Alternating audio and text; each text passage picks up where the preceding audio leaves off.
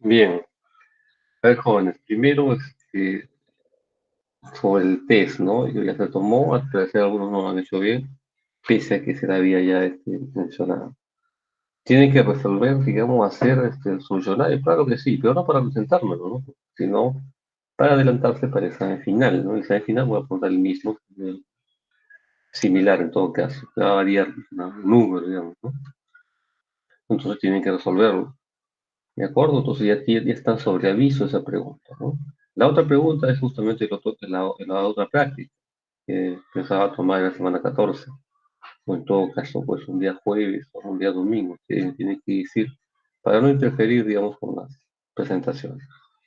Y de modo tal que si sería conveniente tomar el examen en la semana 15, ¿no? El sábado 15, la semana 15, para así la semana 16 tomar el SUSTI, ¿no? Para aquellos que están muy mal en el parcial, ¿no? ¿Sí? Eso podría ser. Ya depende de ustedes. Si yo tomo ya la semana 16, ya la semana 17 no, ya no queda mucho espacio, ¿no? Tendría que ser 2 días seguidos nada más, ¿no? No, el sábado, digamos, el final y el lunes el susti, ¿no? Algo así. ¿De acuerdo? Entonces, ya depende de ustedes, ¿no? Esa parte, ¿de acuerdo? Entonces, tengo que hacer el solucionario, no, pero sí, digamos, resolverlo. Ya si con eso usted no lo hace, ya pues tengo que jalarte, ¿no? ¿Sí? No hay lugar ya de reclamo. Muy bien, joven. Nos toca ahora ver la parte de flujo de potencia. Al menos que alguien tiene alguna pregunta.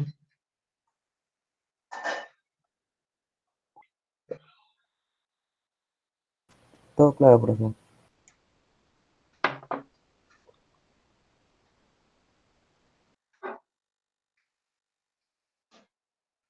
Bien, entonces vamos a ver el tema del flujo de potencia. Aquí fácil, lo que he puesto acá es un resumen, ¿no? La matriz de la admitancia, digamos, que tiene pues, la parte esta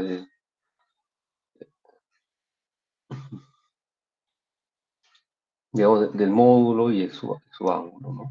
¿De acuerdo? Que puede partir en dos partes. Bueno, la parte real lo conocemos como la conductancia, G y J, y la B, la susceptancia, B y J, ¿no? Esto, pues, siempre que se trate de la admitancia longitudinal, ¿no? También tenemos la admitancia transversal, en fin, ¿no? Siempre hay para cualquiera de las dos situaciones, ¿no? En el caso de la tensión es igual, ¿no? La tensión BI se supone que es módulo y ángulo, ¿de acuerdo? Podemos representarlo de esta manera. Finalmente, la corriente, justamente la que queremos identificar, es igual a la sumatoria de este, ¿no? Y1 por B1, ¿no? Y2 por B2 y así hasta Y por Bn, ¿no? De modo tal que este puede ser representado como una sumatoria de n igual a 1 hasta n de la admitancia In por Bn. No, si así es la corriente, digamos, de esta manera se identifica, entonces la potencia aparente, que es tensión por I conjugado, entonces para no conjugar la corriente, porque como era acá tiene una sumatoria, mejor conjugo la potencia, ¿no? Entonces, la potencia sería B conjugado por I, ¿no? O lo que es lo mismo, P y J, P y menos J QI, que sería el conjugado, y lo otro sería BI asterisco por la corriente, ¿no? Y la corriente está acá, ¿no? ¿Sí? Y aquí lo separamos de esta manera, ¿no? Módulo y ángulo, ¿de acuerdo? Aquí sí, la parte esta, digamos, si no se entiende, la parte de la sumatoria y las corrientes, obviamente esto no es tan así, pues, ¿no?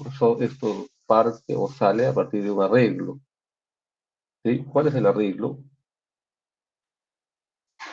Aquí está, digamos, más o menos explicado el arreglo, ¿no? La corriente que ingresa en la barra I sale hacia cada una de las barras que se conectan, ¿no? Imaginemos que se conectan a todas las barras, ¿no? 1, 2 hasta el N, ¿no? Entonces sería I, I1, I2, I, N, ¿no? Sucesivamente hasta I, N, ¿no? Es la corriente que va de la barra I hasta la barra 1, la barra I hasta la barra N, ¿no? Entonces la corriente que se inyecta sería pues la sumatoria de todas esas corrientes, ¿verdad? Lo cual es lógico, ¿verdad? ¿Cómo calculo yo esas corrientes? También en función de la tensión sería BI, B1 menos, o BI menos B1, ¿no? Todo dividido entre la impedancia Z y 1. BI menos B2, BI menos B, en fin, ¿no? El diferencial de tensión respecto de la impedancia, ese es, justamente esa es la corriente, ¿no?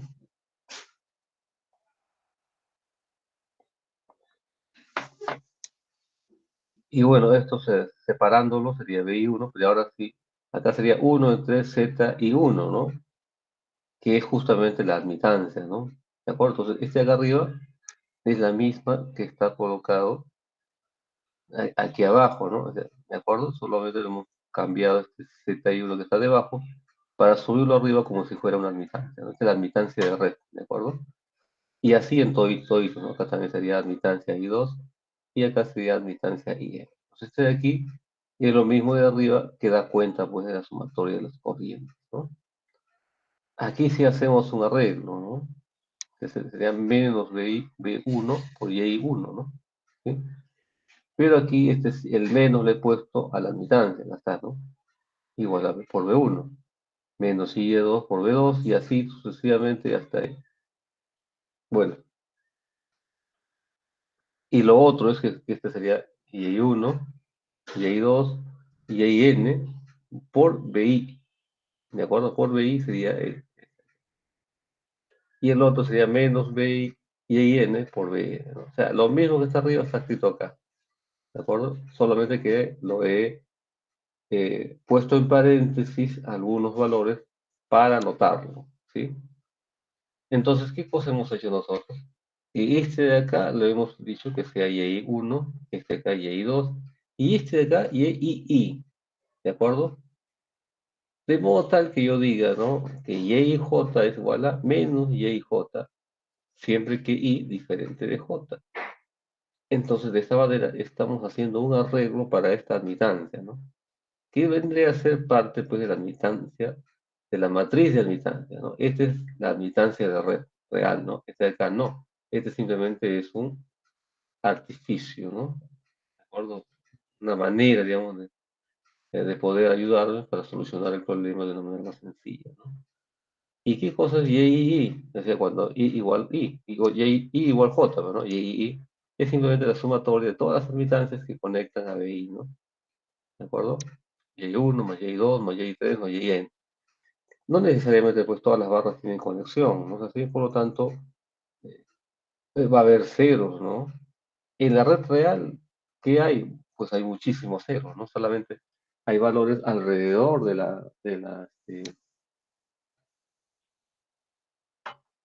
la diagonal, ¿no? ¿Sí? Nada más, ¿no? Todo lo demás son ceros. Y así, de esta manera entonces podemos escribir justamente esto, ¿no? Y1 por B1 más Y2 por B2 más Y3 por B3 y así sucesivamente hasta YN por BN, ¿no? O lo que es lo mismo que la corriente sería justamente la sumatoria de J igual 1 hasta N de YJ por BJ. Y esto resuelve justamente esta parte de aquí, ¿de acuerdo? ¿Preguntas, jóvenes? Muy bien. Entonces, ¿cuál es el problema que podemos encontrar para solucionar esto? Ya vimos que PI era igual a módulo, ¿no? Que y n por BI por BN por el coseno de teta IN más delta N menos delta I, donde N varía de 1 hasta N, ¿de acuerdo? Y la otra igualdad que tenemos es este, ¿no? ¿Sí? Salvo por el signo y porque es seno, ¿no? Tenemos esta segunda igualdad. El problema es que acá tenemos una función cosenoidal, ¿no? Y este senoidal, lo cual hace difícil solucionar. ¿Qué cosa es lo que queremos identificar? Tensiones, ¿no? ¿Sí? Y las tensiones tienen dos variables, el módulo y el ángulo, ¿no? Por lo tanto, en los dos tenemos ese cómo solucionar justamente esta parte, ¿no? ¿Sí? Entonces, aquí tenemos algunas cosas por explicar. La potencia que se inyecta a la barra, ¿a qué es igual? ¿Mm? Es igual a la potencia de generación menos la potencia de carga, ¿no? ¿De acuerdo? Esa es la potencia que se inyecta. Si no hay generación, entonces solamente habría carga. Entonces lo que se inyecta es negativo, ¿no? Porque en realidad no está inyectando, sino sacando, ¿no? Porque hay una carga ahí. Y si no hay ni esto ni lo otro, porque puede ser una subestación de paso, pues se inyecta cero, ¿no? La sumatoria daría cero, ¿sí? ¿De acuerdo? Entonces aquí hay dos situaciones, ¿no? Por un lado, yo puedo conocer lo que está despachando y cuánto es la carga, cuánto se inyecta. Y por otro lado, yo puedo calcular la potencia que se inyecta, ¿no? Tengo las tensiones, tengo las corrientes, las impedancias de la red, digamos, ¿no? Tengo las tensiones e impedancias de la red. Puedo calcular cuánto es la potencia que se está entregando, ¿no? De ahí que yo saque justamente esta diferencia, ¿no? La potencia programada, ¿de acuerdo? Que sería la suma y resta de generación y carga, y la potencia calculada, ¿no? En base a las tensiones y a la impedancia de la red, ¿de acuerdo? Se supone que debe ser igual, ¿no? ¿De acuerdo? ¿Sí?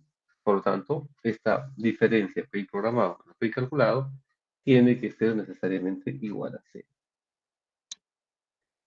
¿Por qué lo ponemos aquí? Lo ponemos aquí porque como no conocemos las tensiones, entonces de alguna manera esto nos orienta a realizar el cálculo de manera iterativa, ¿no? Cambiando de tensión, otro valor, hasta que sea justamente igual a cero. ¿Sí? Lo mismo con la potencia reactiva, ¿de acuerdo? Entonces aquí nos lleva a plantear o a conocer, digamos, o a decidir qué cosas son las tensiones, ¿no? ¿De acuerdo? Cómo calcular las tensiones. Y para eso podemos establecer algunas reglas en cuanto a esta solución. ¿Sí?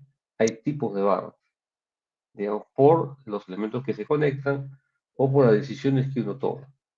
Entonces vamos a ver estos tres tipos de barras.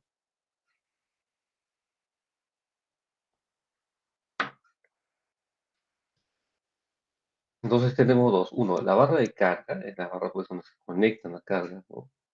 No necesariamente hay generación. Acá dice no tiene generación, pero digamos que no necesariamente. ¿Cuáles son las características de la barra de carga? Que se conocen pues las potencias activas y reactivas. Esas sí se conocen, ¿verdad? Por eso es de carga, ¿no? Si no, no lo podemos abrir.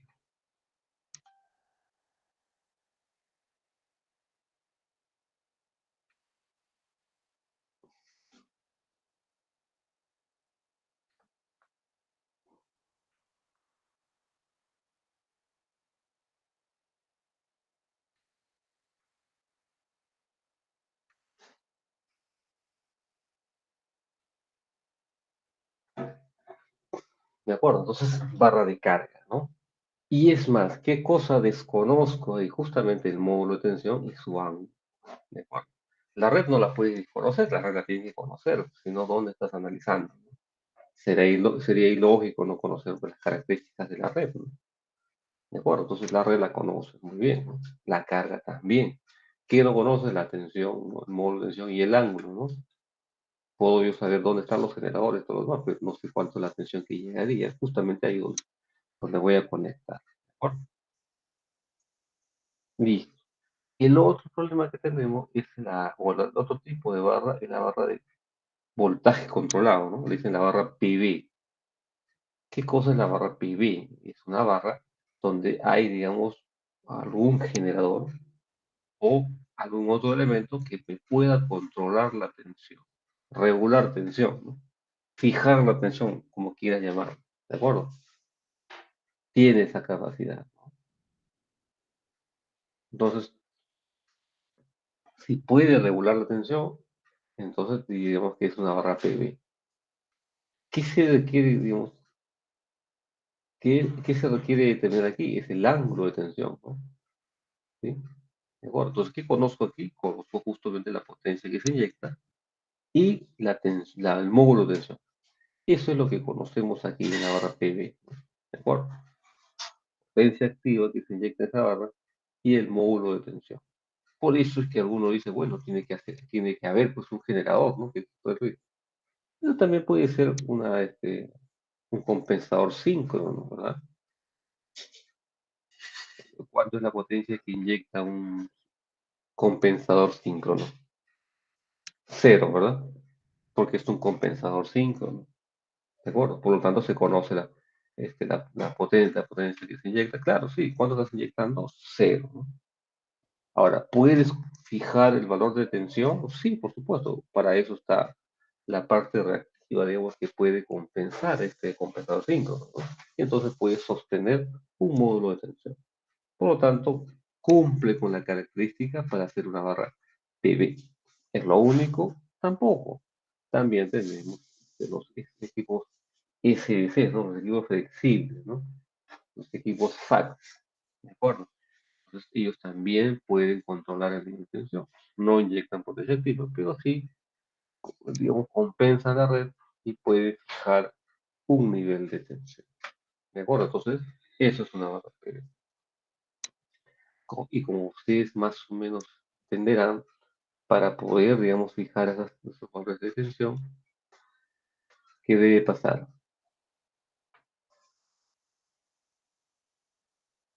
Pues para que esos valores de tensión se puedan fijar, digamos, tiene pues eh,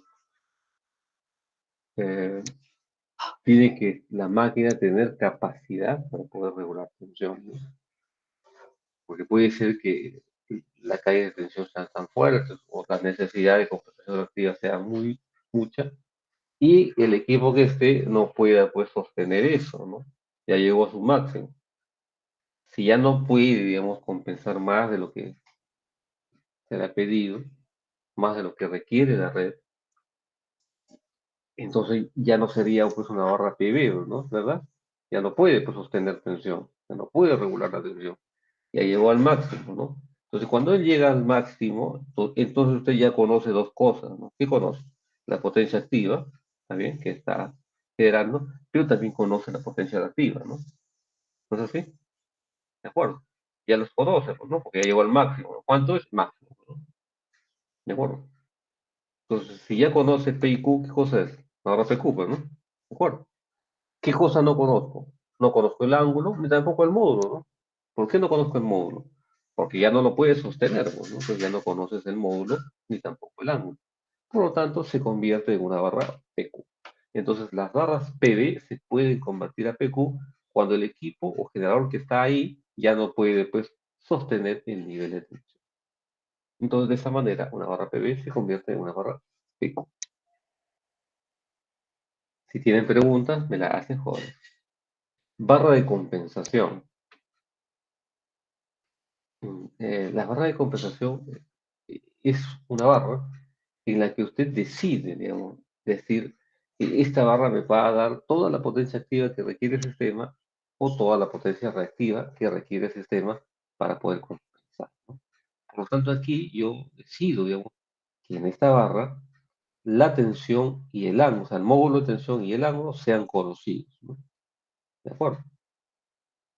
Entonces, ¿qué conozco en esta barra? Todo, ¿no? Tensión, módulo y ángulo, ¿no? ¿De acuerdo? Obviamente, para que esto pase en la realidad, ¿qué es lo que haces? Pues haces un despacho, ¿no? ¿De acuerdo? De modo tal que esa barra, el generador, esté, digamos, dando lo que requiere el sistema, ¿no? Tiene que ser un generador que tenga esas facilidades, ¿no? Tanto desde el punto de vista de la potencia activa y de la potencia reactiva. ¿De acuerdo? ¿Hay preguntas aquí, jóvenes? Listo. Normalmente le ponemos pues, la tensión 1 como ángulo cero, ¿no? O 1.1 ángulo cero. ¿De acuerdo? O 1.01, 1.02. Recuerda que cada uno es 1%. Máxima variación de tensión 5%, no sería 1.05, ¿no? ¿De acuerdo? Hay algunas barras especiales, como es Mantaro, ¿no? En donde sí se pide que sea mucho más, ¿no? Más de 1.05 para sostener las tensiones de línea. Pero, digamos, con la aparición o con la construcción de las centrales de Chilca, ya no se requiere, ¿no? ¿Sí? Muy bien. Entonces, veamos. Aquí un resumen, ¿no? ¿Sí? Entonces, aquí tenemos la barra de compensación. ¿Cuántas barras pueden ser? Una, ¿no? Una nomás, ¿no? ¿Sí? Conozco el módulo y el ángulo, o sea, conozco ambos. Pues, ¿qué ecuaciones tengo acá? Ninguno, pues, ¿no? ¿Por qué? Pues ya conozco todo, ¿no? Obviamente lo que no voy a conocer es cuánto es la potencia activa que está, digamos, proporcionando esta barra, ¿no? Pues se está inyectando esta barra con la potencia activa, ¿no? ¿No? Porque eso justamente va a ser la necesidad del sistema. Todo lo que necesite la va a dar ahí, ¿no? Luego tenemos la barra de carga, no, la barra de PV. En la barra PV conozco la potencia activa y el módulo de tensión, ¿no? Entonces, ¿qué cosa no conozco? El ángulo, ¿no? Entonces, el ángulo sería una ecuación, ¿de acuerdo? Entonces, como variables tendría esa nada más. Y la barra de carga, ¿sí? Ahí conozco, digamos, la potencia activa y la potencia reactiva, ¿no?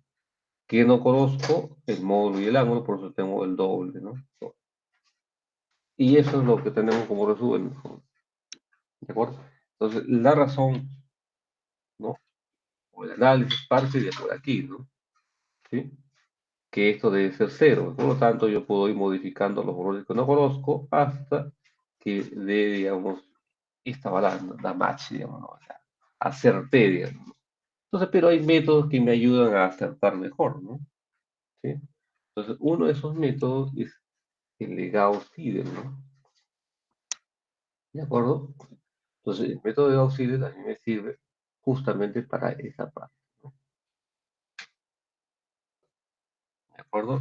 Entonces, me sirve para poder yo estimar esto, ¿no? Por ejemplo, aquí tengo una barra de un sistema de cuatro barras, ¿sí?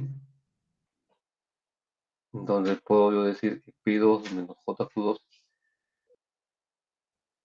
A ver, ya, partimos de aquí, ¿no? A ver, que sería acá, aquí, ¿sí? ¿De acuerdo? De aquí, ¿qué cosas puedo yo agarrar? Este valor de aquí lo paso a dividir, pues, ¿no? ¿Sí? Aquí lo paso a dividir y me quedaría con la sumatoria.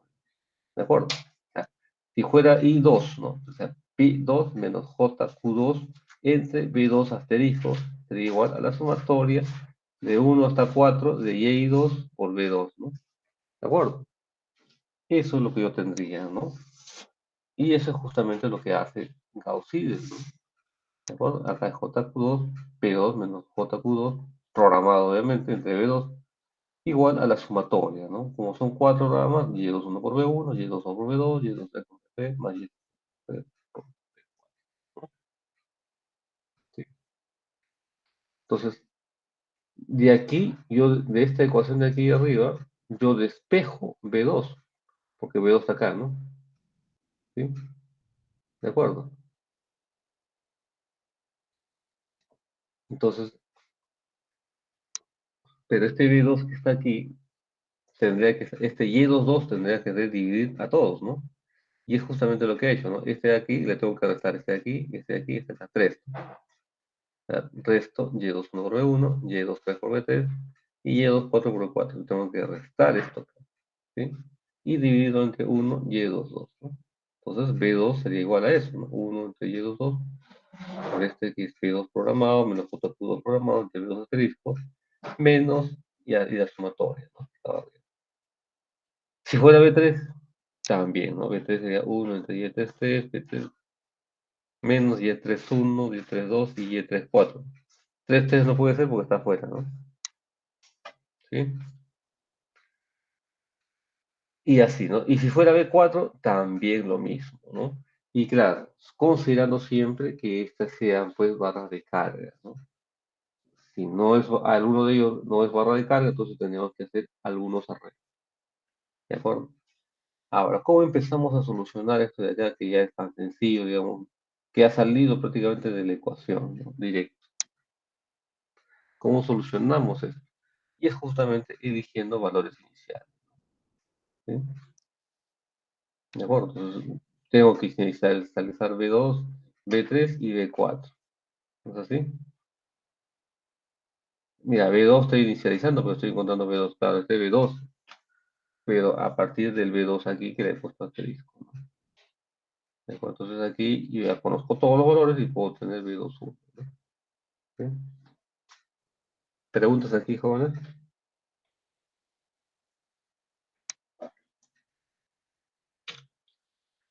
Luego tenemos B3. Misma situación, ¿no? Así. 1 entre 3, bueno, sí. Los valores iniciales que no conozco. Acá no conozco. Ah, pero 2 ya la solucioné, ¿no? ¿De acuerdo? De aquí, ¿no? Aquí ya obtuve B2, ¿no? Ya conozco B2. Y acá era B2, 1, ¿no? ¿De acuerdo? Y E3, 4, B4, que no conozco, inicial, ¿no?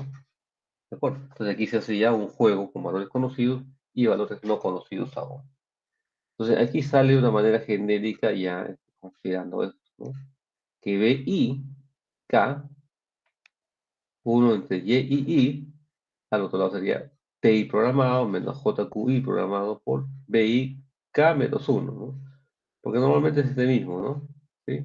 Pero el anterior sí lo conozco, ¿no? Esta no, pues estoy iterando, ¿no? Se supone que en algún momento me voy a detener cuando estos dos valores son muy cercanos, ¿no?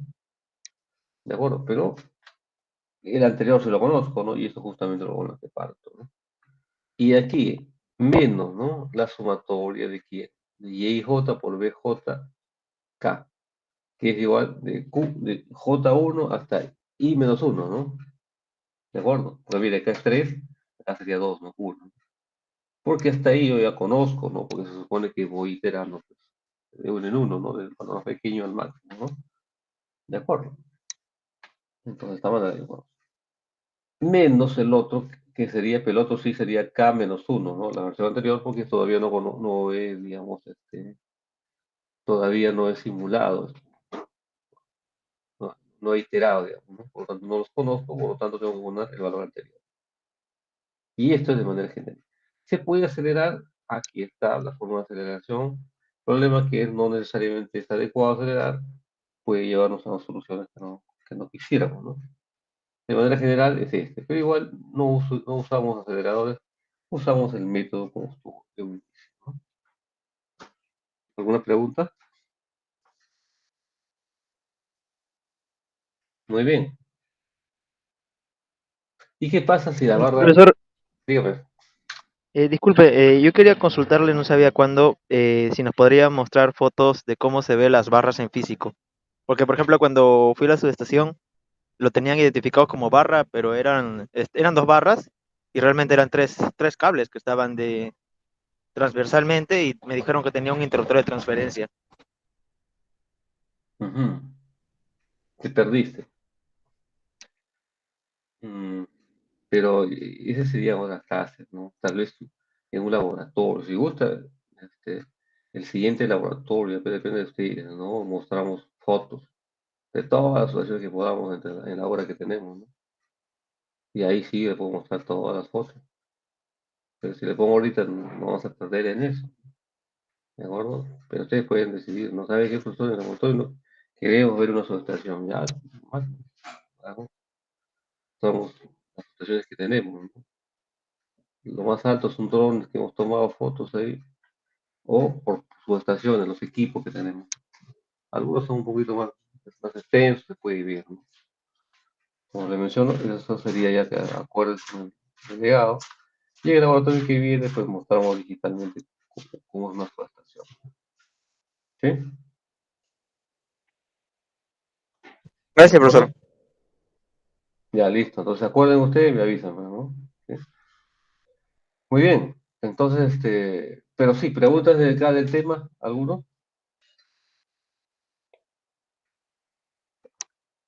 Profesor, ¿y cuál es la barra Slack? Yo escuché ese término.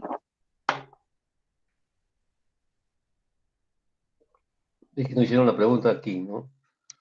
Entonces, aquí tenemos, esta es la barra de compensación, ¿no? Aquí conozco todo, podemos decir la barra Slack, ¿no? También la barra de holgura, algunos la barra infinita, pero no, la barra infinita es cuando considero impedancia cero, ¿no? ¿De acuerdo? Es decir, pongo una fuente ideal, ya está, esa es la barra infinita, ¿no? ¿Cuánto es la potencia activa y activa? La potencia de cortocircuito ahí, infinito, ¿no? Porque no hay impedancia, ¿no? Solamente hay una tensión, ¿no? ¿De acuerdo? Uno entre cero, pues es infinito, ¿no?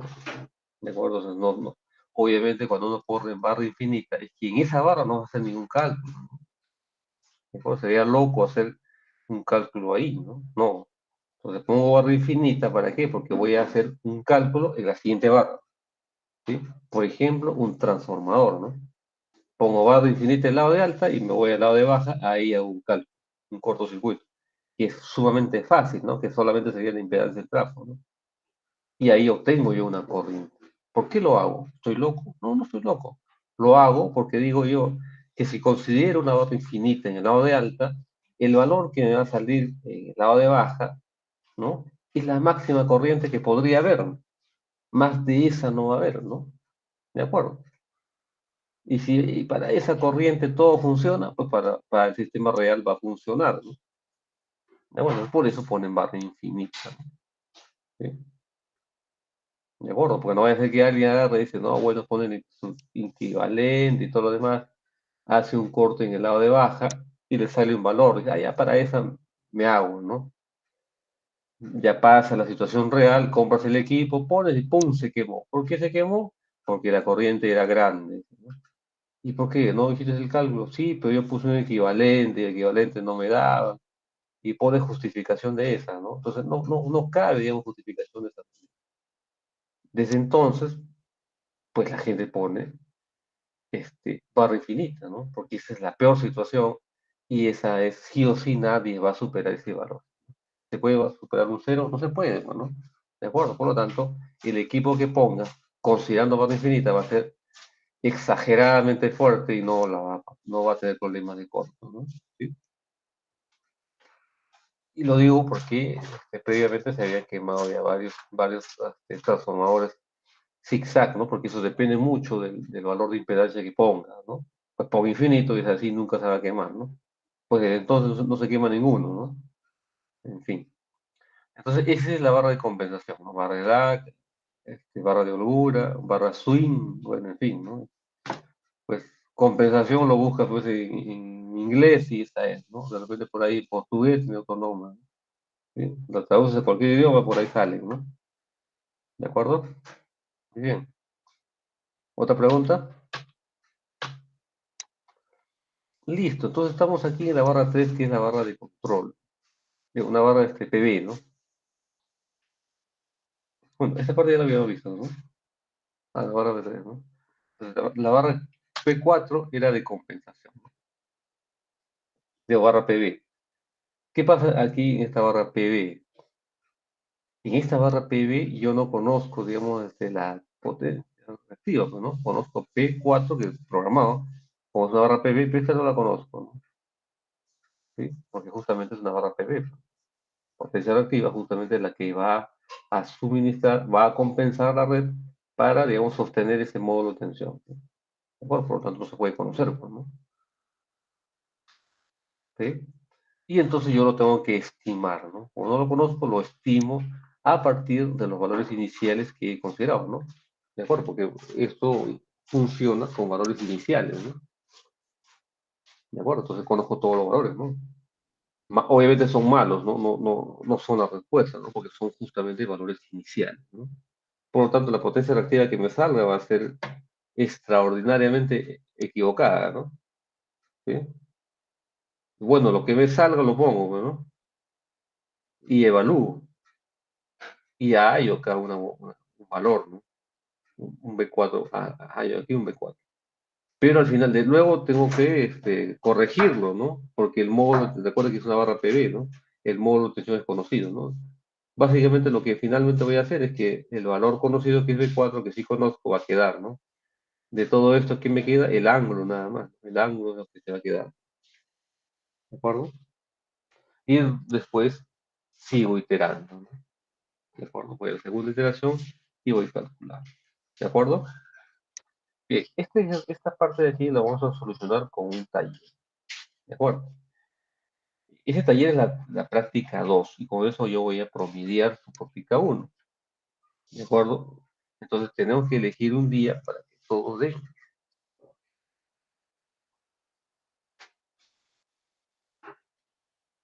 ¿De acuerdo?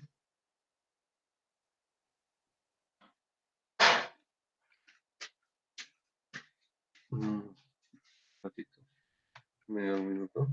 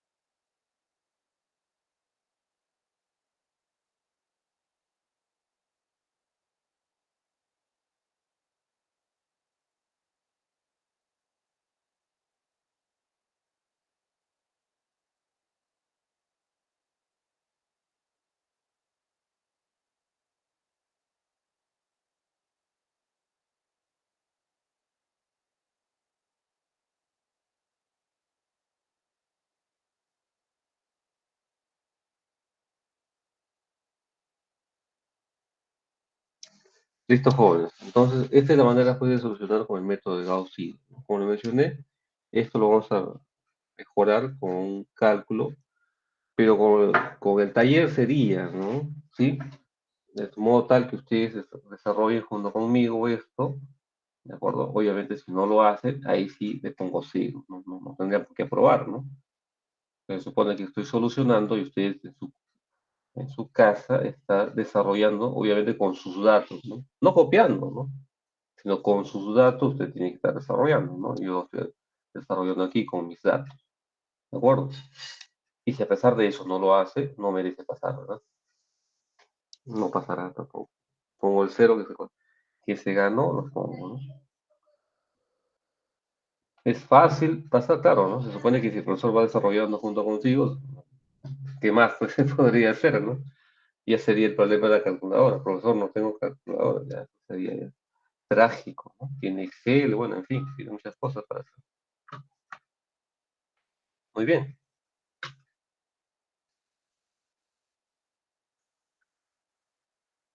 Bueno, nos queda el ejemplo, justamente va a ser esto el taller. Tenemos el método Newton-Raphson. A ver, hasta donde podemos llegar, ¿no? Ya solamente nos quedaría la siguiente semana. Esta es la semana 12, ¿verdad? O 13. 12, ¿verdad? Nos queda el 13, 14, 15, 16. Nos quedan 4 semanas, ¿no? Primera semana, dentro de 2 semanas, en la semana 15 tomamos el final y el 16 sería el susti, ¿de acuerdo? Entonces el taller lo tenemos que tomar a lo más tardar la semana 14. Ahí lo tenemos que tomar y usted lo tiene que desarrollar, ¿de acuerdo? Muy bien.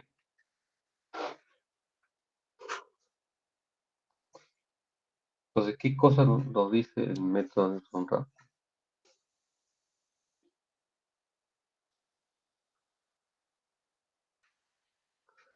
Entonces, aquí consideramos dos funciones, ¿no? G1 y G2, cuyas variables son x1 y x2.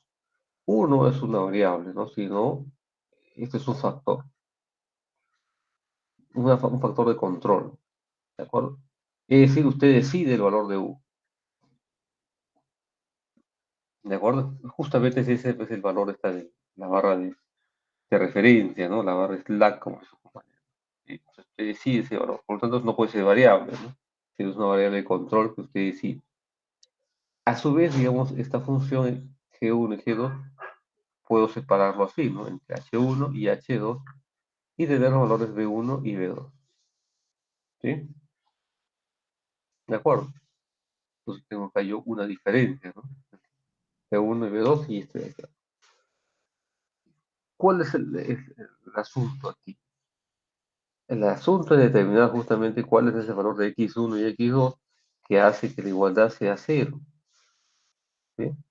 Entonces uno puede decir, ¿no? Así, puedo llegar de a poquito, ¿no? Que sería x1, valor inicial que yo conozco, más una variación de x1 que no conozco, ¿no? X2 más una variación de x2 y esto igual a cero. Entonces, este planteamiento funciona siempre que este diferencial de x, este diferencial que se está poniendo, sea bastante pequeño, ¿no? Obviamente si el diferencial es grande, hay problemas, ¿no? No funciona el método. ¿De acuerdo? Para que funcione, esta variación tiene que ser muy pequeña. Es decir, cuanto mejor te acerques a la respuesta, funciona. ¿Sí?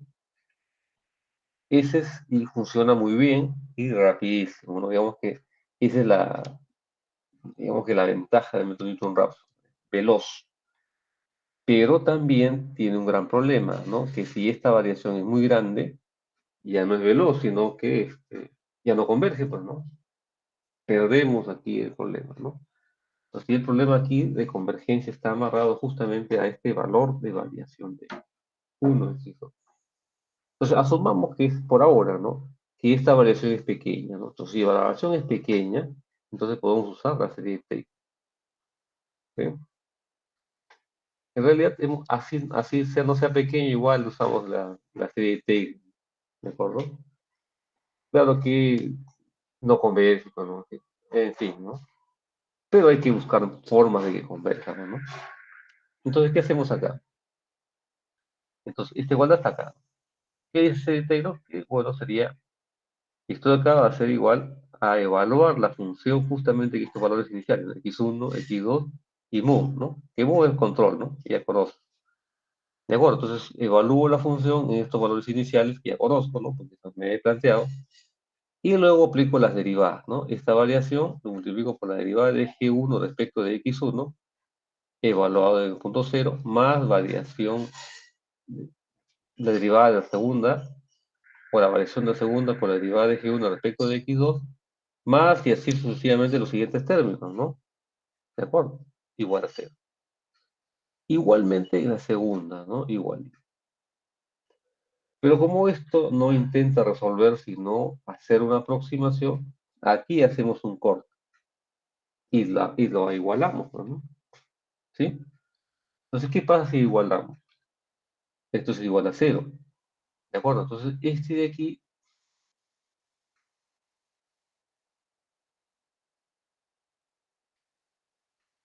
entonces esto de aquí igualamos a cero, pero este de aquí podemos pasar al otro lado, ¿no? Igual a cero, o cero y menos G1, ¿no?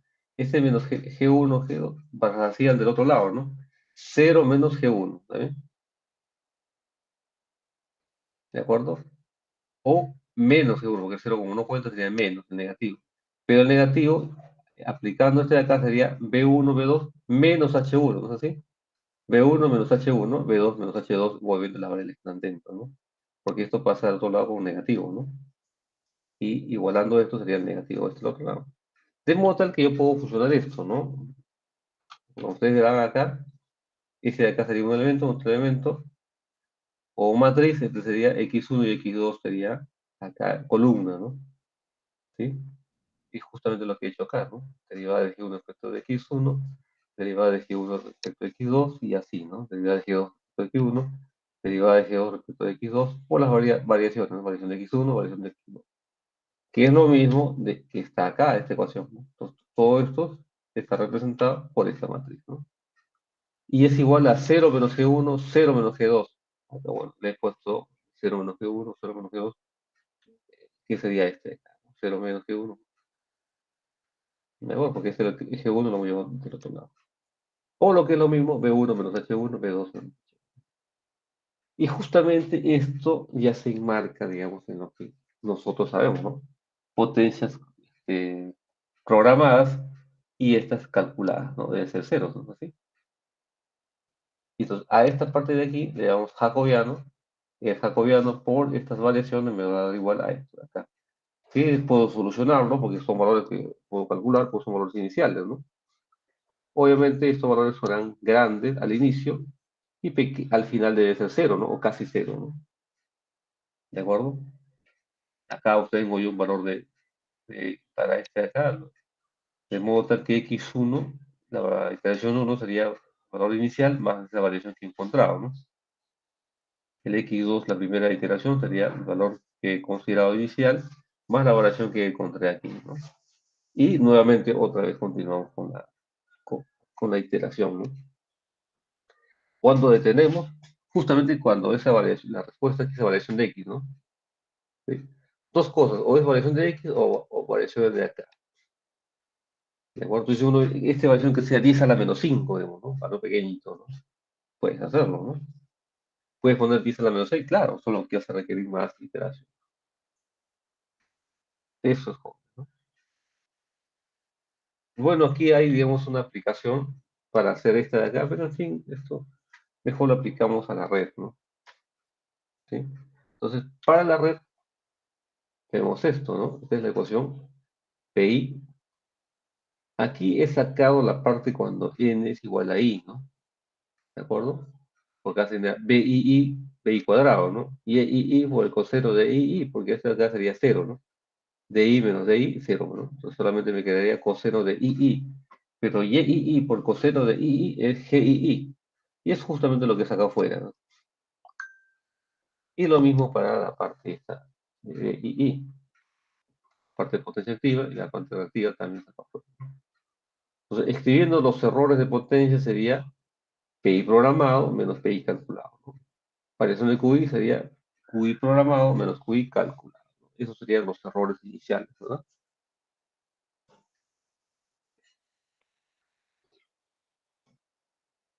Y es justamente lo que queremos poder calcular, ¿no? ¿Alguna duda, jóvenes?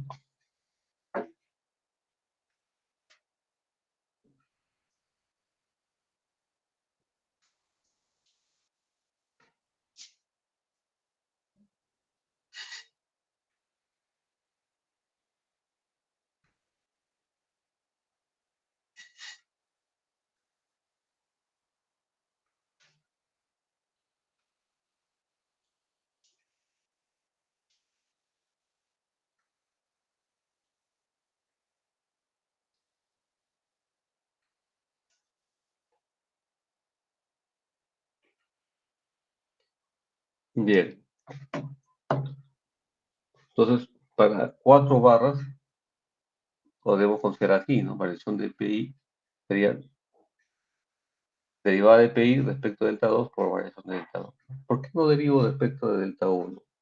Porque delta 1 y el módulo de B1 ya la conozco, ¿verdad? ¿Sí? Se conoce ese valor. Entonces, ¿cómo vas a derivar eso? Los valores conocidos no se pueden derivar porque sería 0, ¿no? ¿De acuerdo? Entonces, derivada de PI por delta 3, variación de delta 3. Y así. Entonces, derivada sobre eso, porque justamente delta 2 es mi variable, pues, el módulo de B2, ¿no? Derivada del módulo de B2 o variación de B2 y así. Luego hemos hecho aquí una consideración del módulo de tensión, ¿no? Porque cuando yo derivo respecto del módulo de tensión, se va ese módulo, ¿no? Yo no quiero que se vaya ese módulo para que me quede valores similares al anterior. Porque en el seno y el coseno, si yo derivo cosenos y senos, donde va el seno se va al coseno, y al coseno se va al seno, ¿no? Entonces mantiene todavía la figura, ¿no? Entonces eso es lo que hemos hecho acá, ¿no? Esta parte lo mantenemos, pero aquí le hemos vuelto a dividir, multiplicar por B2 y dividir B2, ¿no? De manera que acá me queda esto, ¿no? B3 se lo he puesto. Entonces, ¿qué considero así? Lo mismo he hecho para la variación de Q sub I. ¿Qué cosa es lo que yo quiero obtener aquí? Aquí voy a tener derivada de P2 respecto a delta 2, derivada de P2 respecto a delta 3 y hasta delta 4. Y derivada de P1, digo, de P2, de P3, de P4, así, ¿no? Luego tenemos las derivadas de los módulos de tensión respecto a las potencias activas. Y abajo la potencia reactiva, ¿no? Respecto a los ángulos también y respecto a los módulos de tensión. Aquí tenemos las variables primeras, que serían las variaciones de los ángulos, y luego tenemos las variaciones de tensión respecto al módulo, ¿no? Que estas serían nuestras variables. De modo tal que aquí tendremos variación de P2, la potencia activa, y abajo la potencia reactiva. Estas son nuestras matriz jacobianas, ¿de acuerdo? Y estas son las correcciones, y estos son los errores de potencia. ¿Cuándo me detengo? Cuando este valor, el mayor de estos, sea bastante pequeño, ¿no? ¿Qué tan pequeño? Usted decide, ¿no? Obviamente, si pone un valor muy pequeño, podrá hacer muchísimas iteraciones, ¿no? Entonces habría que decir hasta dónde llegar, ¿no?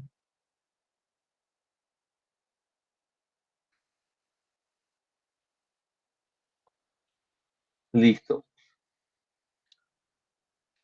Y bueno, aquí empezamos con las derivadas. En el caso, pues, que cuando llegamos a la solución, el ángulo sería, la primera iteración sería aquí igual al inicial más ese valor que estamos encontrando, ¿no? El módulo de tensión igualito, ¿no? Sería el valor inicial más la variación que estamos encontrando. Esa factorizamos BI y sería 1 más variación de BI sobre el módulo de BI. Justamente este es el valor que está viniendo como variable, ¿no? Entonces, ese resultado iría aquí, ¿no? Directo. Y en general tendríamos esto, ¿no? Tanto para el ángulo como para la tensión. Y hay que revisar esto justamente para solucionar, no es que usted se equivoque, no he visto muchos equivocar, ¿sí? Muy bien. Para derivarnos aquí, un ratito,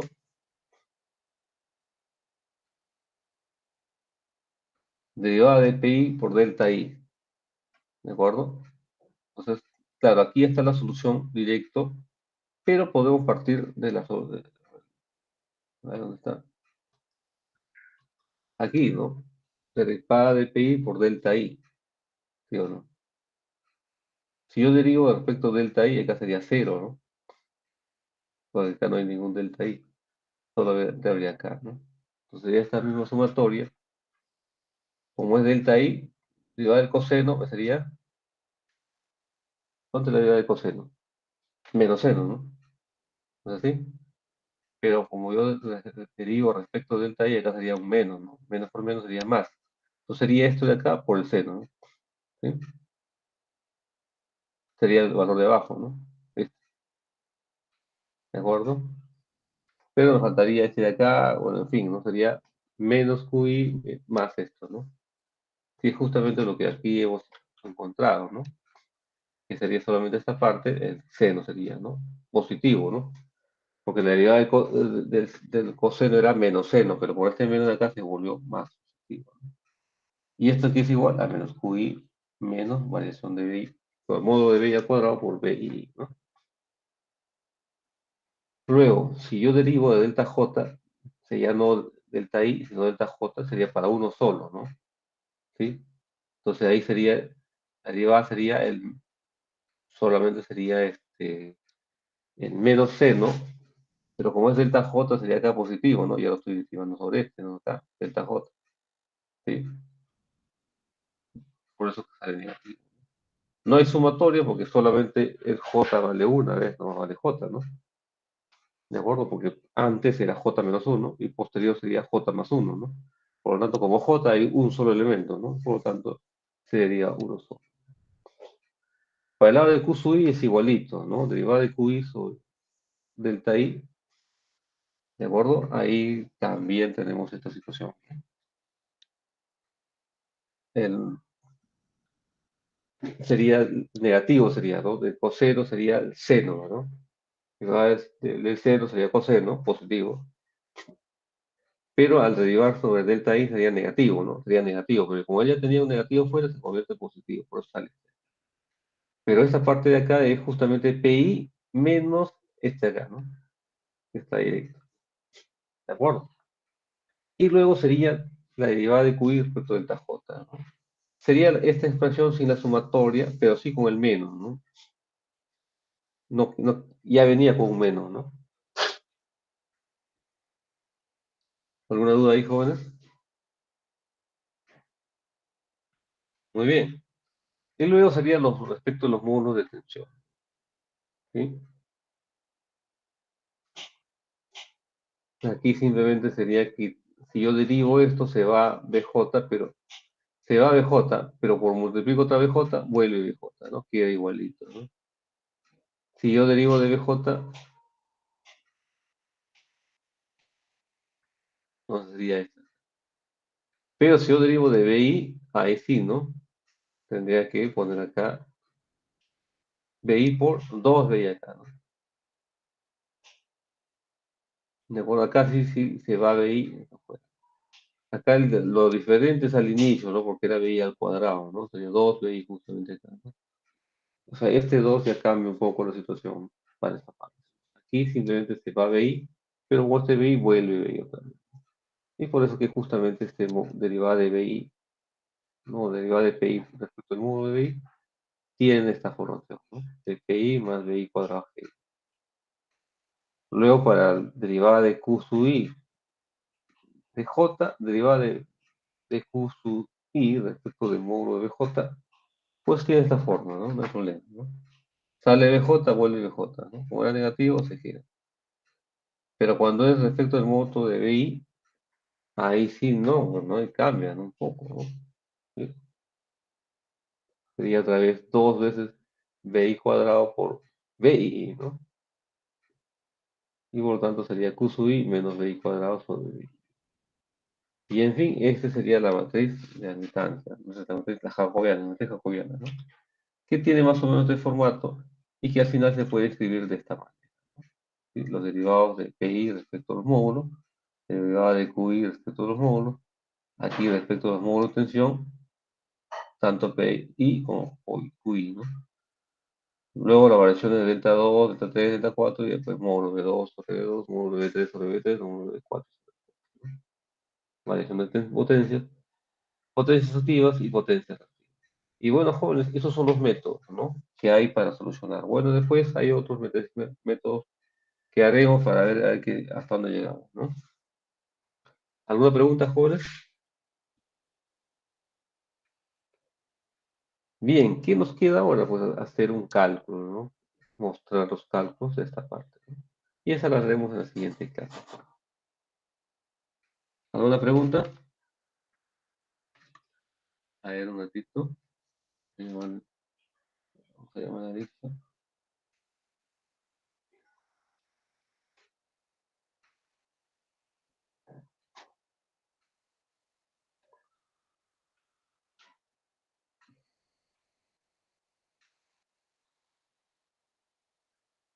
A ver, José Alama.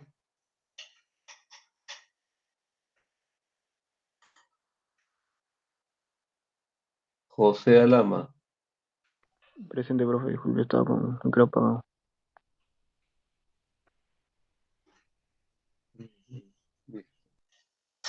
Oscar Alani.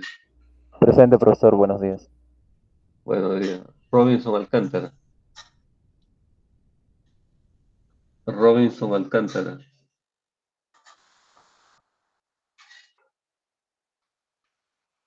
Melvin Aliaga.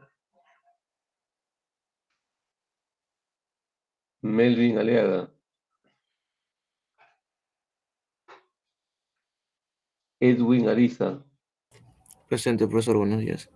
Buenos días. Joel Basaldúa. Presente, profesor, buenos días. Buenos días. Kevin Chuquillanqui. Presente, profesor, buenos días. Buenos días. Brandon Cruces. Brandon Cruces.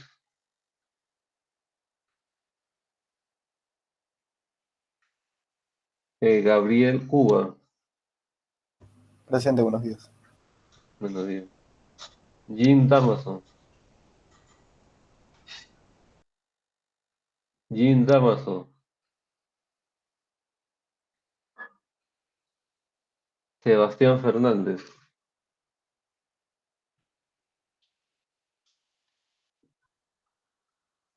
Miguel Figueroa. Presente, profesor, buenos días. Buenos días. Brian Giraldez. Brian Giraldez.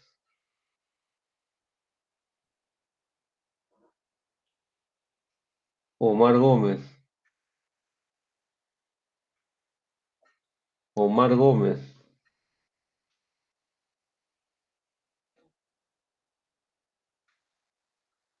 Andrés González. Andrés González. Gianfranco González. Presente, profesor. Ok. Xiomara Junco. Presente, profesor. Buenos días. Buenos días. Rosemary Luna. Presente, profesor. Buenos días. Buenos días. Elian Morales. Elian Morales.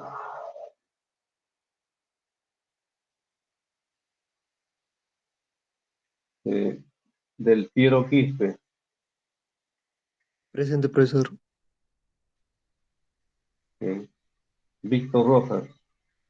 Presente, profesor. Eduardo Roque.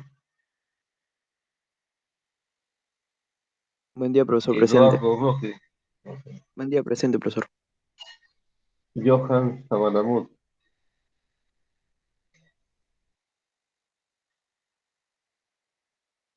Johan Sabanamut.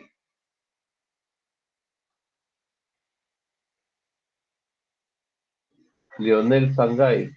Presente, profesor, buenos días. Jorge Tapia. Buenos días, profesor, presente. John Timpopa. Buenos días, profesor, presente. David Toribio.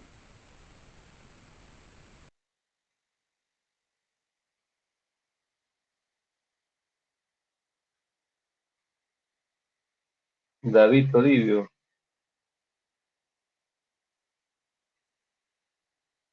Antoinette Ucañán. Antoinette Ucañán. Presente, profesor.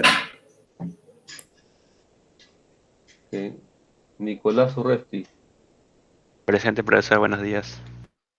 Buenos días. ¿Alguien no le llamó? Ingeniero, disculpe, el Cántara, por favor.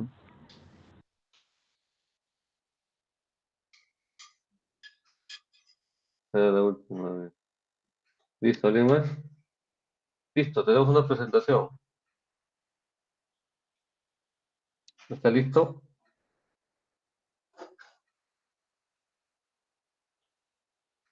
Sí, profesor, le toca a mi grupo. Listo, adelante. Listo, ahí voy a presentar pantalla. Ok.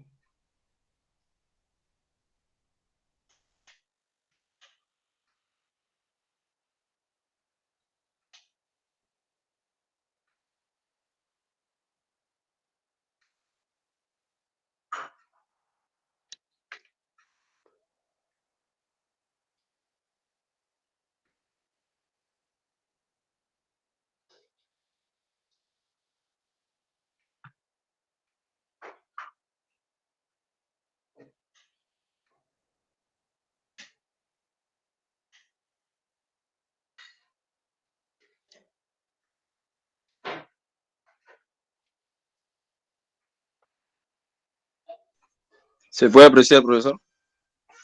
¿Está pasando por celular? Sí, profesor, disculpe, más bien. ¿Me dice si no se puede ver bien? Pregúntale a su compañero, ¿no? ¿Pueden ver bien? Yo lo veo pequeñito.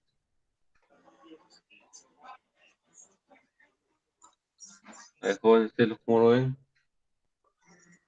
Ah, bueno. Ahí ya está bien. Adelante. ¿Se ve bien ahí? ¿Se ve grande? Sí, sí, sí. Ya, listo. Buenos días, compañeros. Buenos días, profesor. Bueno, el día de hoy nos tocaba a mi grupo de la semana 12 hablar de paneles solares, ¿no?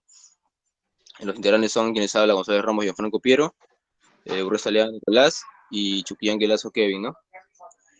Bueno, vamos a dar comienzo a la exposición. Bueno, los Solo hay paneles tres, solares, ¿no? ¿no?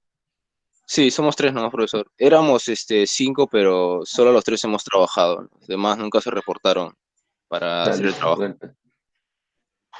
Bueno, los paneles solares, ¿no? Bueno, estas placas solares son los elementos más esenciales de las instalaciones solares. La función de una placa solar en una instalación fotovoltaica es la de transformar la energía solar en electricidad, y estas también reciben el nombre de paneles fotovoltaicos, ¿no? Estos paneles solares fotovoltaicos se pueden utilizar para generar energía eléctrica, tanto para el uso doméstico como para usos comerciales, ¿no? Normalmente las instalaciones de paneles solares industriales están conectadas a la red eléctrica y toda la electricidad generada se suministra a la red, ¿no? Los paneles fotovoltaicos están formados por un conjunto de celdas fotovoltaicas interconectadas entre ellas. Y las configuraciones más habituales son los paneles solares de 60 células y las de 72 células, ¿no? Bueno, ahora vamos con cómo se genera la electricidad mediante las placas fotovoltaicas. Bueno, mediante materiales semiconductores, ¿no? En este caso, cuando los fotones que componen la luz, chocan contra los átomos de este material conductor, provocan el desplazamiento de un electrón, en este caso se llama el efecto fotovoltaico, ¿no? Y la suma de electrones en movimiento va a generar va a generar que la corriente eléctrica se convierta en forma de corriente continua, ¿no? Ahora, como característica de estos paneles fotovoltaicos, tenemos que en el caso de una célula solar, solo va a ser capaz de generar un voltaje eléctrico de unas décimas de voltio, ¿no? Como dice, menos 5, 0 voltios, ¿no? Menos 0,5 voltios, ¿no? Y una potencia máxima de 1 o 2 watts. Por tanto, es necesario conectar en serie varias células que se comportan como pequeños generadores de corriente en este caso, para así poder conseguir tensiones de 624 voltios y que se puedan aceptar en varias aplicaciones, ¿no? bueno, materiales que se van a utilizar para las estructuras de las placas solares, ¿no? Bueno, en este caso, cuando se utiliza una estructura de soporte de los módulos solares, va a convenir emplear materiales que tengan buenas propiedades mecánicas, ¿no? Además de gran durabilidad, teniendo en cuenta que la vida útil de estos son alrededor de 25 años, ¿no? Normalmente los elementos que vamos a usar, por ejemplo, son el aluminio anodizado, que tiene que ser de poco peso, pero de gran resistencia, ¿no? El hierro galvanizado, que es apropiado para esas cargas, ¿no? Y acero inoxidable, ¿no? Para los ambientes corrosivos, y tiene que ser de buena calidad y precio elevado, ¿no? Ahí podemos apreciar en las imágenes cada uno de los elementos, ¿no? Bueno, también vamos a hablar un poco de la estructura de madera, que también existe la posibilidad de poder realizar las estructuras de estos módulos fotovoltaicos con madera, pero una madera tratada, ¿no? Debidamente para esto. Las estructuras de madera también deben tener unas operaciones mínimas de mantenimiento y deben presentar unas condiciones aceptables para este uso, ¿no? Las piezas de fijación, como los tornillos, deberán ser en este caso siempre de acero inoxidable, ¿no? Bueno, ahora le cedo la palabra a mi compañero profesor. Sí, buenos días compañeros y profesor. Bueno, voy a continuar con la exposición y voy a hablarles de cómo está compuesta una placa fotovoltaica.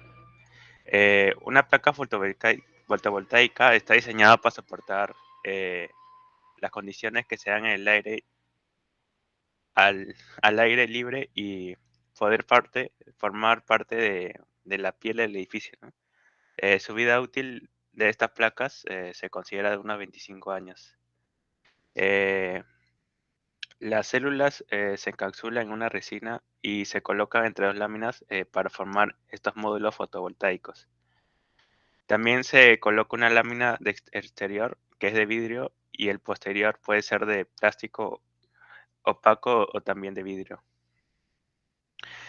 También tenemos el silicio cristalino y el arseniuro de galio, que son elecciones típicas de materiales para estas células solares. Y bueno, también tenemos cristales de arseniuro de galio que se crean especialmente para usos fotovoltaicos. También tenemos el silicio policristalino que tiene un menor porcentaje de conversión, pero un costo más reducido. Bueno, también es también tenemos que el cristal se corta en pequeños discos y esto a la vez se pule para eliminar el peligro de corte. También tenemos que existen dopantes que se insertan en los discos. También podemos encontrar controladores metálicos que se depositan en cada superficie, con un pequeño conector en la superficie que mira al sol y también un conector en otro lado. También tenemos módulos solares que están construidos con estas células cortadas en formas apropiadas y también protegidas contra la radiación y dañadas mediante la aplicación de una capa de vidrio y cementada sobre un sustrato. Siguiente, por favor. Ahora, ¿cómo se puede mejorar el rendimiento de los módulos fotovoltaicos? En determinados casos, con el fin de aumentar este rendimiento del sistema de captación de la luz del sol, se puede seguir las siguientes técnicas. Tenemos seguidores solares, que estos, en breves palabras, es que dota el movimiento de la estructura soporte con unos sistemas de seguimiento solar. Estos seguidores solares funcionan mediante un motor que está normalmente asociado a una computadora, ¿no? Y según la fecha y hora del día, se va a ajustar esta orientación de los paneles, ya sea respecto a uno o de dos ejes del plano que contiene este panel. Y bueno, estos son sistemas más naturalmente complejos y implican un mayor gasto y su mantenimiento es un poco más elevado. También tenemos la difracción de la luz. Esta esta difracción es un fenómeno ya característico de las ondas que se basa en la desviación de de estas al encontrar un obstáculo o, bueno, al atravesar una rendija. Bueno, este fenómeno de la difracción de la luz es lo que va a permitir obtener a los paneles fotovoltaicos con un índice de transparencia superior a lo normal, ya que se proyecta una sombra por cada célula en el interior del edificio que es inferior a la superficie que ocupa. Lo que va a implicar esto es que se percibe sensiblemente más opaco desde el exterior que desde el interior. Y también es posible obtener una mayor transparencia si dentro de una misma placa se aumenta la distancia entre las células. Siguiente, por favor. Ahora, también tenemos lo que vendría a ser la conexión entre varias placas solares.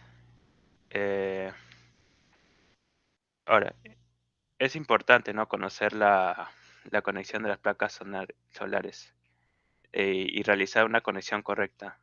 Pues de otro modo, puede que haya un peligro de que el voltaje no esté adecuado a este tipo de instalación y bueno, y se va a ver afectado en su rendimiento, ¿no?, del panel solar. Bueno, a continuación voy a explicar los dos tipos de conexiones, ¿no?, que se puede realizar en estos paneles. Tenemos la conexión en paralelo, que este tipo de conexión se va a realizar en unión por una parte de los polos positivos y por otro lado de los negativos. Esta unión en paralelo entre los paneles solares proporciona una tensión igual al módulo de 12 a 18 voltios. Y bueno, también esto se utilizará, ¿no?, en paneles en las placas solares de 12 voltios y 36 células, como tenemos como los modelos Ecosolar, ¿no?, que son de 130 watts y 140 watts también. Con las placas de 24 voltios y también de 72 células, como vendría a ser su potencia de 180 y 190 watts. Estas placas de 36 y 32 células también se llaman comúnmente placas aisladas y también solo requieren de un regulador convencional. Ahora, la conexión en serie. Bueno, esta conexión en serie mayormente se utiliza en paneles solares con potencia entre 200 y 260 watts y va a constar con 60 células, y para su uso en instalaciones solares tenemos de 24 volts o 48 volts. Bueno, mediante esta conexión en serie se conectan directamente las placas solares entre sí, conectando el polo positivo de un panel con el polo negativo del siguiente panel. Esta diferencia de la conexión paralela se mantiene la intensidad y se suman los voltajes. Por ejemplo, si se conectan en serie 4 placas, por ejemplo, de 260 o con 8,34 amperes y 31 volts, que es este base de voltaje en su punto más máximo de potencia. Bueno, cada uno obtendrán la misma potencia, los mismos volts y los mismos amperes, la misma intensidad. Bueno, ahora mi compañero, le doy paso a mi compañero, va a exponer el siguiente dispositivo. Bueno, yo voy a hablar un poco sobre lo que es de ubicación y orientación de las placas solares. La orientación e inclinación más apropiadas en cada emplazamiento depende mucho de la altitud y de la época del año. Lo más aconsejable es un estudio de radiación solar recibida por cada emplazamiento. En el hemisferio norte, como por ejemplo, hay que orientar las placas en dirección sur y con una inclinación determinada. ¿Por qué? Porque al tener esa inclinación hace que la energización de los paneles solares sea muchísimo mejor. ya que como sabemos, la inclinación de los paneles solares está más que nada con la intención de aprovechar la radiación solar. Así tendrá una mejor utilización la energía que se va a almacenar dentro de las baterías. Por otro lado, la inclinación de los módulos variará en función de las necesidades energéticas previstas y del periodo de utilización, a fin de hacer un balance estacional en invierno y verano o anual. Como se sabe, las épocas donde hay mayor época solar, por así decirlo, es en verano y podría ser también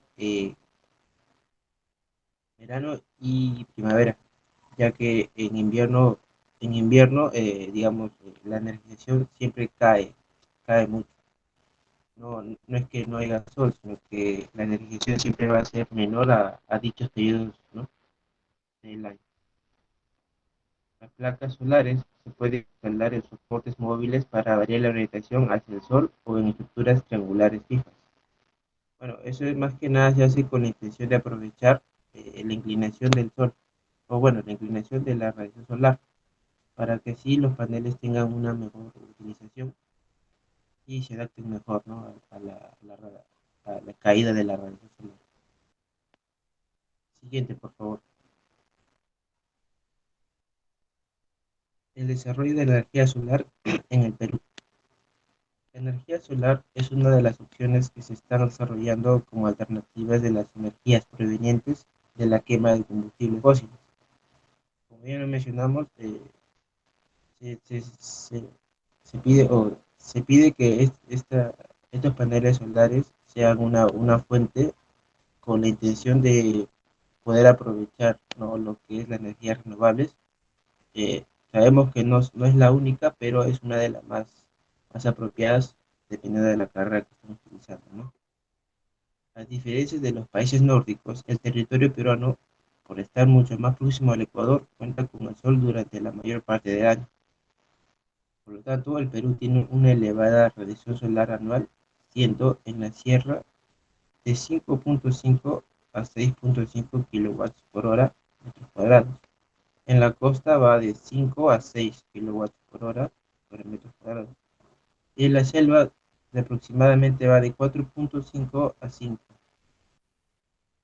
Como bien de ahí lo mencionan, dice que estamos más cerca del Ecuador, por lo tanto tenemos un mejor beneficio con respecto a la radiación solar. Esto nos beneficia bastante al momento de hacer las instalaciones y podemos, ¿no? aprovechar digamos, de mejor manera la caída de dicha radiación. Siguiente, por favor. En el Perú hay tres ámbitos donde se han desarrollado el uso de energía solar.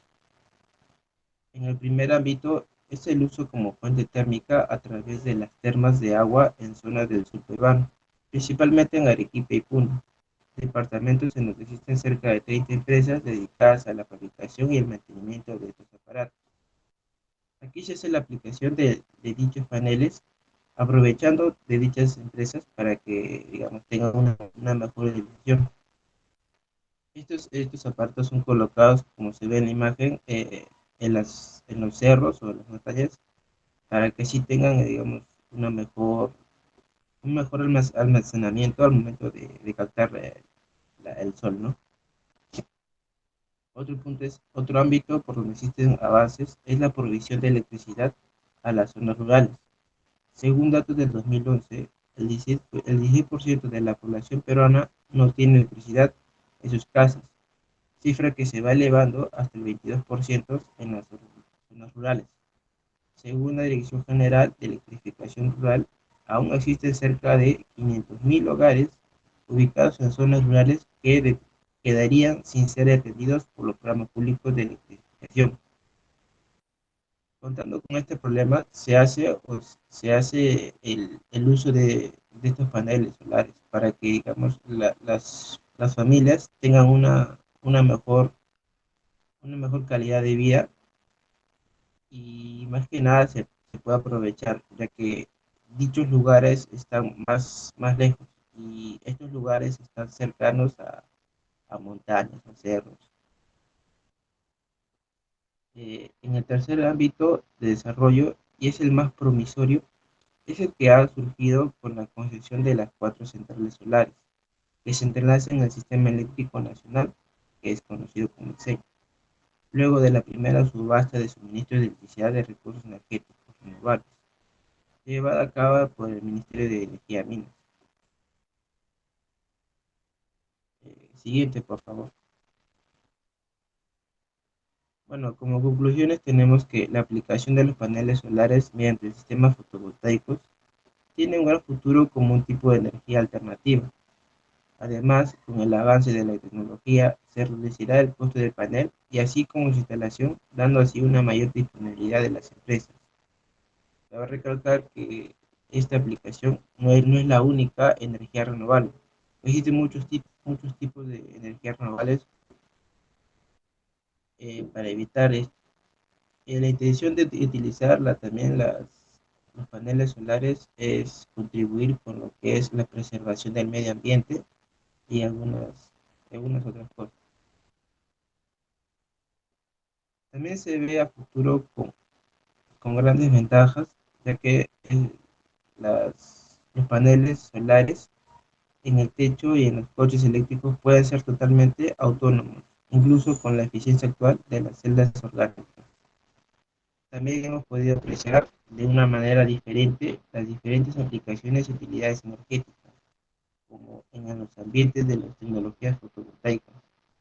Hoy en día el uso de estos recursos debe ser una de las principales preocupaciones, tanto como ayuda en el medio ambiente como también en de la manera en que estos a no estar explotados en su totalidad. Eso sería todo, profesor. Gracias. Pero creo que he puesto solamente González y Julián. ¿Y quién más? ¿Qué falta? Y el profe Resti, expuse también. Aquí veo Somos tres, por... profesor. González, luego consiguió Urresti y ahorita finalizó mi compañero Chuquillanqui. Listo, a ver, levante la mano para hacer preguntas. Ahí dejo de compartir, profesor.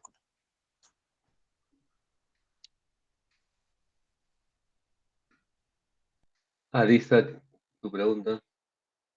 Sí, tenía una consulta de que si es necesario tener en cuenta lo que es el tipo, o sea, el tipo de clima, ¿no? Porque creo que influye en algo el tipo de los paneles, ¿no? Creo que se tiene que cambiar.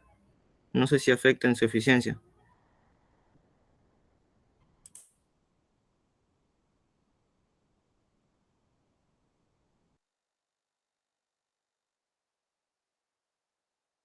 ¿Quién va a responder?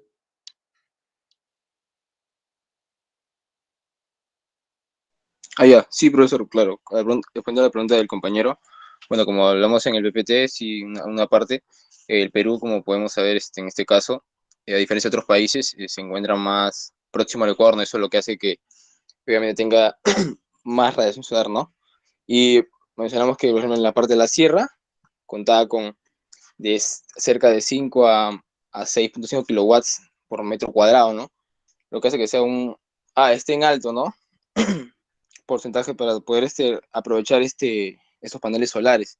Y sí, da una mayor eficiencia en este caso, ya que a mayor relación obviamente va a ser mejor el funcionamiento que le vamos a poder dar a esta manera de generar energía eléctrica, ¿no?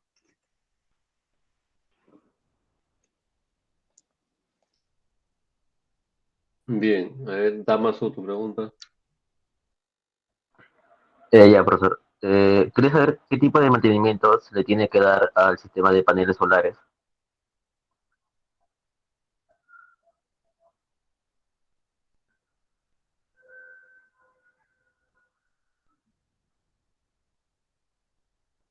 A ver, más Sí, rápido, bueno, por favor. bueno, sí, el mantenimiento es bastante sencillo, ¿no? En ciertas zonas hay, por ejemplo, estos paneles se ubican mayormente en el campo, ¿no? Y bueno, saben que en el campo corre mucho viento y se logra ensuciar, ¿no? Con el polvo. Regularmente es así. Y bueno, solo basta con, bueno, pasar una pequeña cantidad de agua, ¿no? Con un trapo para poder limpiarlo, ¿no? No se usan ni detergentes ni materiales, bueno, de limpieza áspera, ¿no? Y ya que esto puede dañar la superficie del panel permanentemente. Mayormente es así, ¿no? El mantenimiento que se le da, ¿no? Cuando se le quiere, eh, no se le quiere dañar, ¿no? Eh, Así, bueno, estos paneles también tienen su vida útil, ¿no? Que son entre 25 y 30 años, ¿no? O sea, son bastante duraderos, ¿no? Para su uso. Y bueno,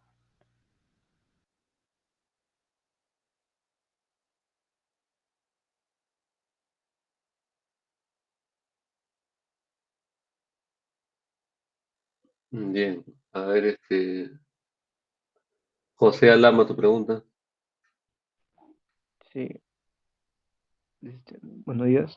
Pregunta sería si han averiguado qué programa de simulación transmite el cálculo del número de paneles solares respecto a una potencia o el cálculo de inclinación de paneles solares, ¿no? De manera detallada y cuáles serían sus ventajas o desventajas que presenta dicho programa, ¿no?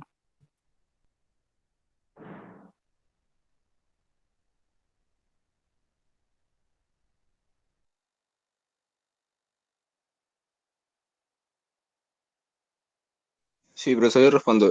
Bueno, de pronto lo que pregunta el compañero, no hemos averiguado de esa parte que nos ha preguntado de eliminación. De un programa, no, bueno, no hemos averiguado de eso, ¿no? No, por eso no sabría responder de tu pregunta.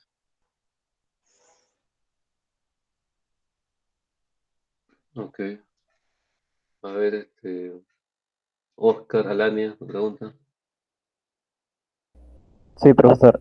Bueno, mi pregunta va respecto a las normas técnicas o aspectos legales que regulan este tipo de energía renovable. Bueno, he podido averiguar que también hay una norma técnica relacionada a su instalación. No sé si mis compañeros también lo han encontrado y si es así, lo podían comentar. Gracias.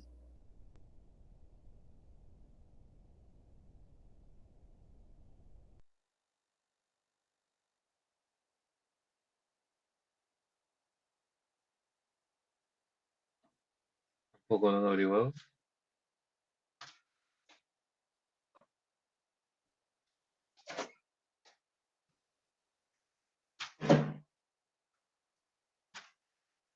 Nada, ok. A ver, Basaldúa, tu pregunta. Sí. Bueno, mi pregunta más que todo era, de acuerdo a los paneles solares, tengo entendido que se pueden colocar ya sea de manera vertical o horizontal. Esto, ¿cuál sería, o sea, si yo quisiera instalar uno en mi casa, cuál sería la posición más correcta o la más conveniente? ¿Y por qué?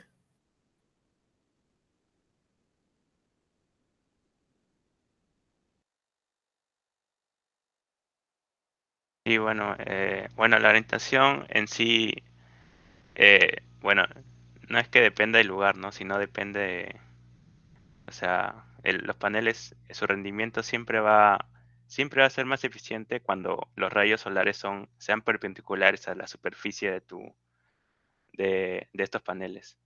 O sea, que, o sea, tienes que buscar una posición donde los rayos del sol van a incidir, eh, como le dije, no perpendicular. O sea, no importa el lugar donde se encuentre el panel. Bueno, en sí sí va a variar, depende del clima, ¿no? Y ciertos factores, ¿no? Pero si quieres buscar la mayor eficiencia, como dije, como dije, solo es encontrar el lugar donde los rayos del sol van a incidir, ¿no? Perpendicularmente a esta superficie de los paneles.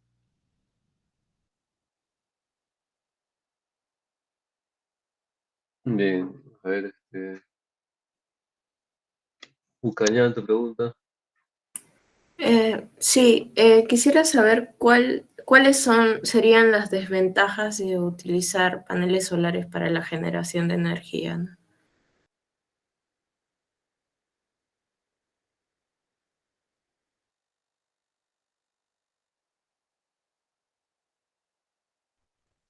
Sí, yo respondo esa pregunta, profesor. Compañero, ¿vas a responder, sí? Para dejar de... Sí, más que nada, la desventaja por el momento sería la inversión, ¿no? La inversión inicial, ya que como se sabe, hay pocas empresas que están más que invertidas en esto. Y más allá también, ya de haber pocas empresas, no hay tanto mantenimiento, digamos, que se le podría dar a dichas empresas. Ese vendría a ser una de las ventajas. Como hay poca demanda, el precio es demasiado elevado. Pero se piensa o se tiene, digamos, un estudio que en un futuro dicha desventaja puede disminuir, ¿no? Ese más que nada es una ventaja que se va a ir bajando poco a poco, dependiendo de la demanda que se le dé. Bien, a ver, Tincopa, tu pregunta. Sí, profesor, muchas gracias. Buenos días, compañeros. Yo quería saber cuáles son los dispositivos de protección y en qué determinado momento se instala en un sistema fotovoltaico.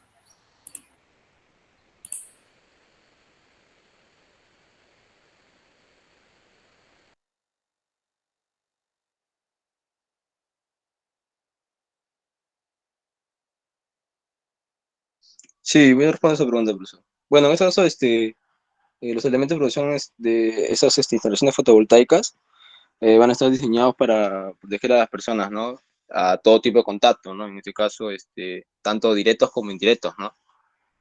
Eh, en el caso de que no hubiera, en el caso de que hubiera una instalación previa, no se van a alterar las condiciones en materia de esta misma, ¿no? Instalación. Y luego, toda instalación de estas instalaciones debe estar protegida ante sobrecargas, cortocircuitos, sobretensiones, ¿no? En este caso, las baterías, por ejemplo, en caso de que existan, deben estar resguardadas mediante disyuntores electromagnéticos, ¿no? O fusibles, en este caso, ¿no? Eh, o cualquier elemento que sea capaz de cumplir con esas funciones, ¿no? Por ejemplo, aquellas instalaciones, por ejemplo, puede ser en este caso que tengan que sean mayor a 48 voltios, en este caso deberán contar con una toma tierra, ¿no? Que debe estar conectada a estas placas, a esa estructura de las placas solares y a estas placas solares y perfiles encargados de ese soporte para generar esta energía eléctrica, ¿no? Sería mi respuesta, profesor. Listo, a ver, Gabriel Cuba, tu pregunta. Sí, buenos días a todos. A mí se me fue el internet un momento, no sé si es que hablaron sobre normativa, no llegué a escuchar, perdón, sobre si es que hay alguna normativa que regule el uso de paneles solares. Si es que, por ejemplo, a nivel residencial puedo depender netamente de estos paneles o está prohibido, no sé si hay alguna normativa que regule ello.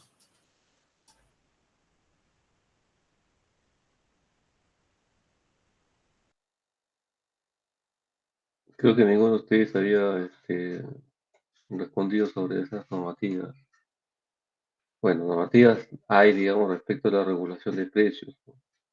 Pero respecto a los aspectos, esa la regula cada uno de los ministerios, de las municipalidades. Sino que no vas a poder poner vuestro panel frente a tu casa, ¿no? Tiene que estar dentro de tu propiedad.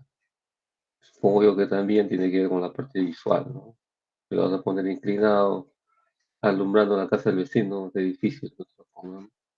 Si lo pones vertical, cristiano, ¿no? No molestas a nadie, ¿no?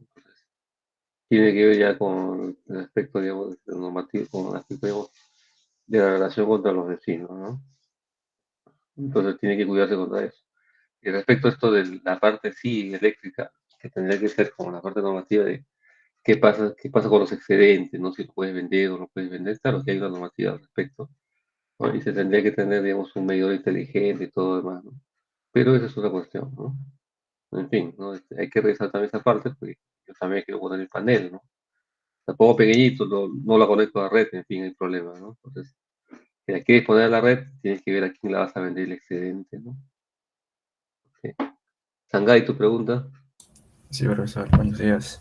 Bueno, ¿sería factible instalar una central fotovoltaica acá en Lima?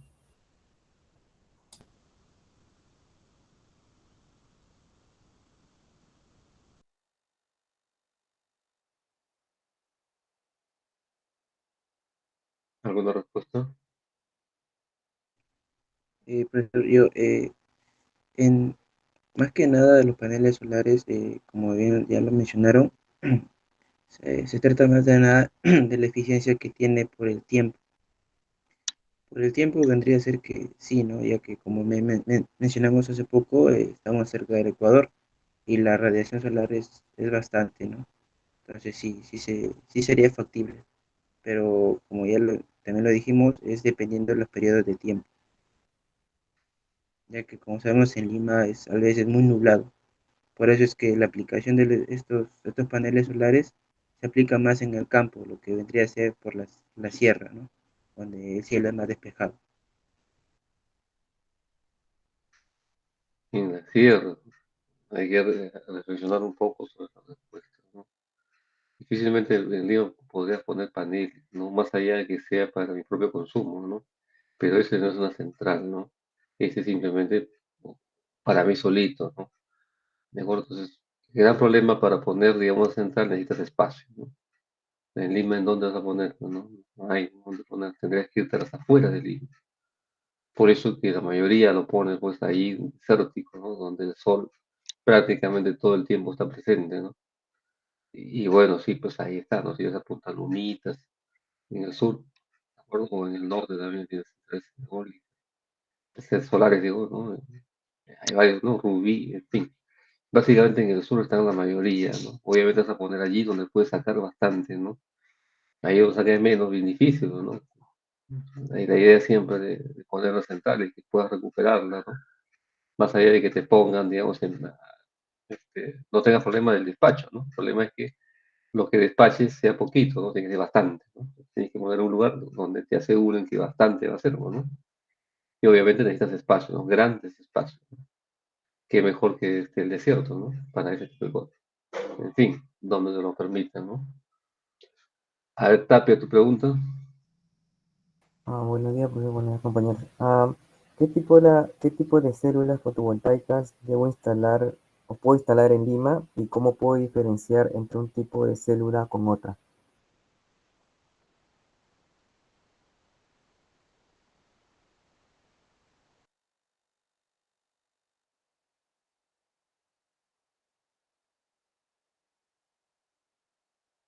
¿Alguna respuesta?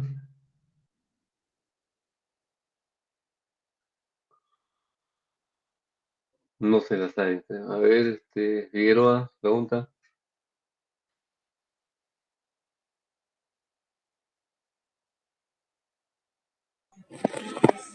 Sí, profesor, buenos días. Mi pregunta va más como que escuché hablar que, bueno, si bien es cierto que los paneles solares generan una mínima cantidad de potencia y es por eso que se requieren este, paneles solares en serie, ¿no? Mi pregunta va, ¿cuánta es la potencia que éstas deben generar en su conjunto para que éstas puedan ser inyectadas al sellín?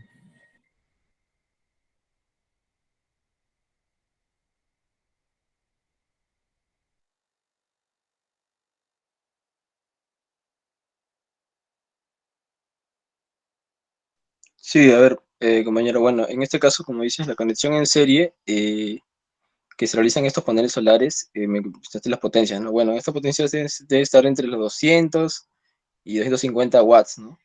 Que en este caso van a estar compuestos por 60 células. Y bueno, en caso de para instalaciones solares, ya sería de mayor, ¿no? Sería de 24 voltios o 48 voltios, ¿no? En este caso de en serie.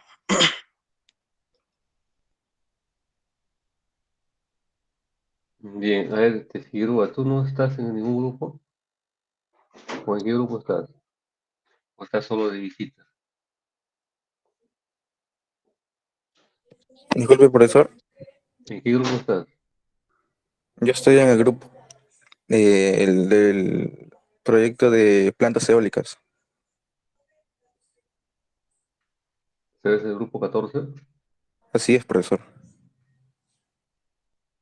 A ver, yo tengo aquí a Alejandro Cuba, Miguel Nunayaye. Ah, tú eres Miguel Nunayaye. Sí, profesor Figueroa no la ¿Entendías? haya enviado. Entonces, pues, no, tú no lo puso tu video completo. Tú eres Figueroa, entonces. Debe poner completo el nombre, ¿ya? Por eso no lo logro identificar, ¿no? Ah, ya, ¿no? Es Figueroa,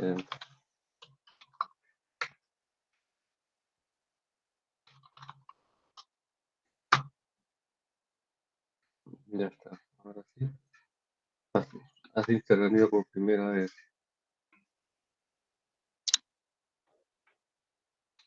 Yo anoto todo, por si acaso. Listo, muchas gracias, jóvenes. Bueno, Gracias, profesor. listo, bueno, vamos a las siguientes clases. Hasta luego.